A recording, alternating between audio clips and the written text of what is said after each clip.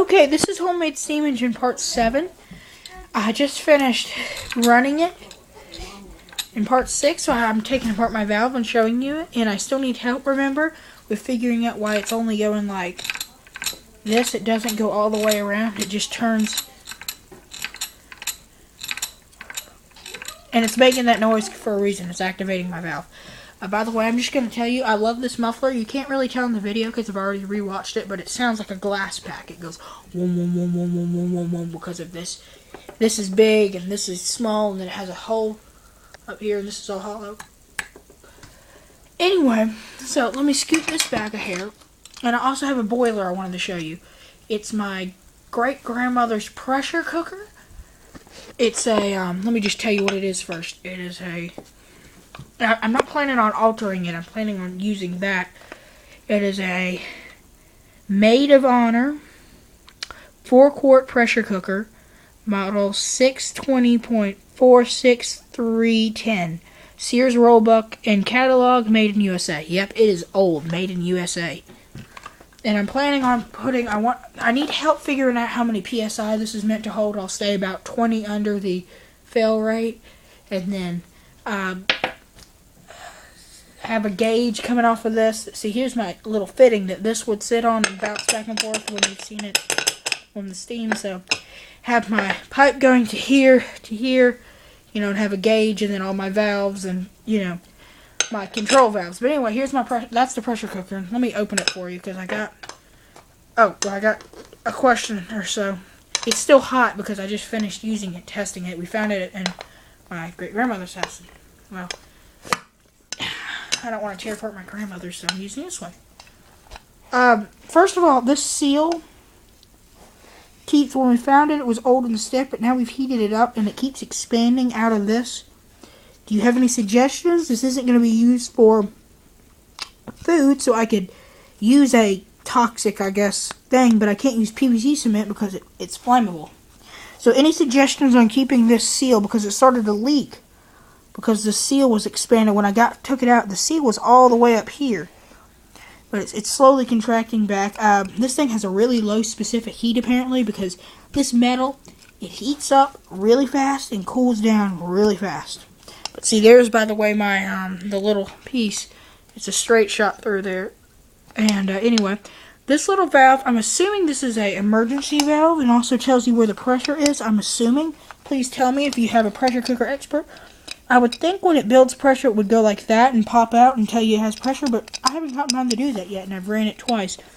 Also, do I need to replace this? This is a hard plastic. I would think it was supposed to be rubber, but it's a hard plastic now, and the edge is missing here, and it leaks through there. So should I replace it?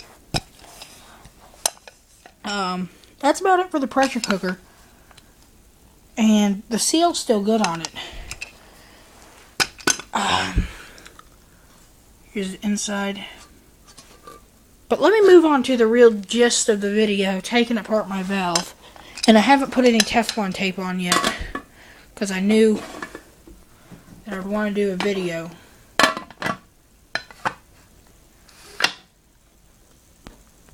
So, when you take the piece. Anyway, so here's my valve. This is an air compressor fitting. I just have this on here when I eventually get a pipe to hook to that. This was $2.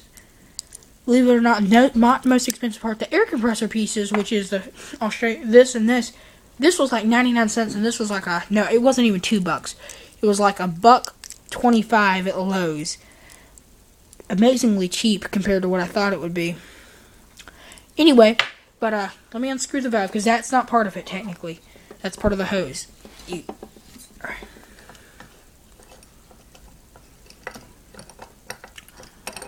Okay.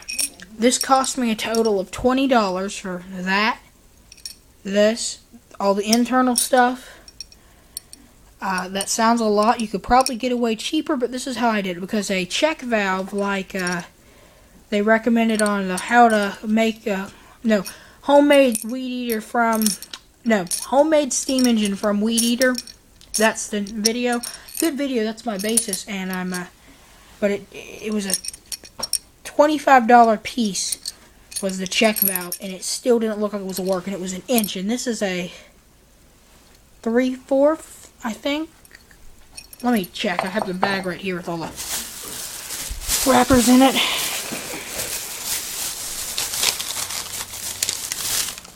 Get my receipt out. Gotta check. That was just a screw I have in there. Forgot to take it out. Okay. It was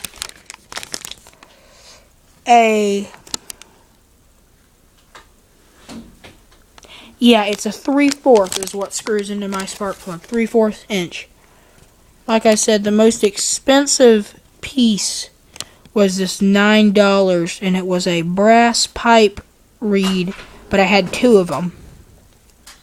So it loped it together. It cost me $20. But anyway, so the price was a little off on his video, but I'm not complaining. It showed us how to do it. So I'm going to take this apart now. Here it is. Got 5 minutes. 4.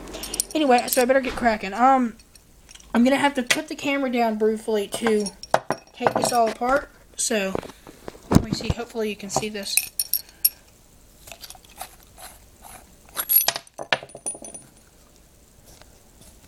Don't cut yourself on the threads. I'm going to go ahead and tell you, this one won't come out. I can't get it out. It got stuck in there earlier today, and it just won't come out.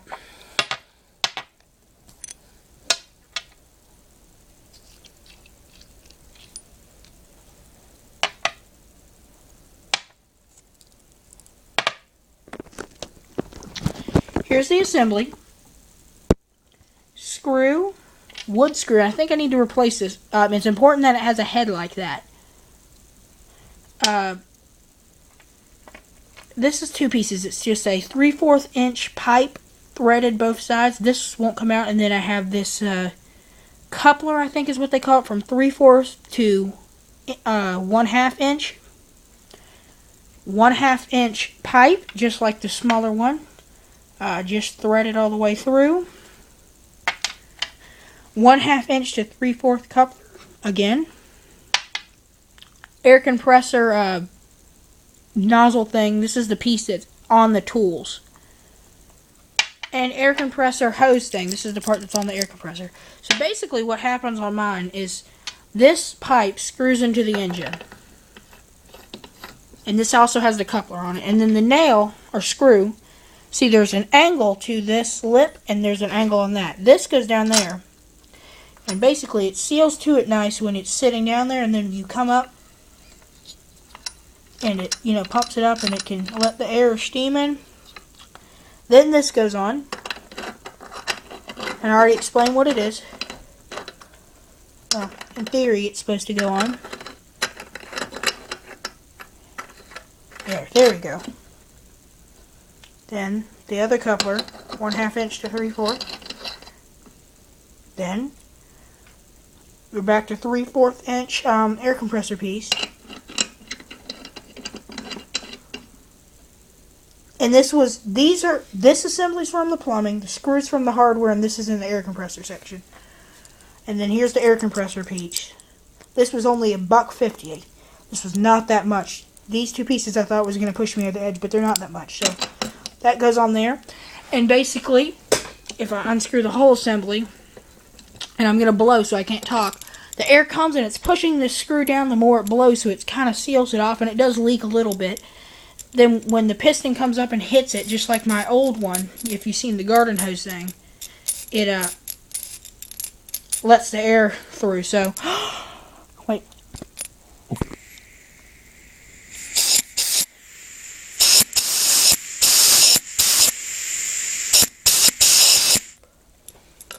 I had that hooked up to my grandfather's air compressor, but eventually we hooked to the pressure cooker as a boiler.